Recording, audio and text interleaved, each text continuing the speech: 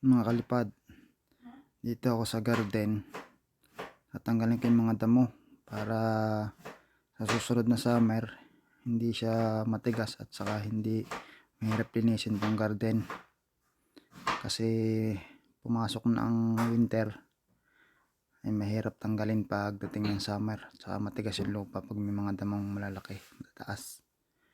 So ayan, lilinis ko para sa susunod na summer madali lang, hindi mahirap linisin.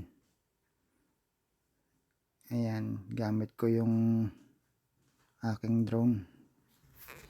Naka automatic palo siya. Habang naglilinis ako, binibidyohan niya ako. Ayan. Akala mo tao lang siya yun. Nakasunod, nakatingin. Ayan, linisin natin yan mga kalipad. Ang aming mini garden ni mother. Bawasan ko lang yung mga damo para maganda uli yung pagtataniman next summer. So yan, taas pa ba din si Niiwa. Pag bumababa ako, bumababa din. Oo. Oo. Ayan siya.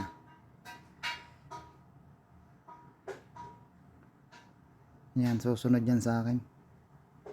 Hindi naman magbuhat. Magbuhat sana, magtapon. Di mas maganda niyo. Oh. Ayan lang, pasunod-sunod lang. Hindi naman nagtatapon ng basura. So yan. Sunod-sunod lang.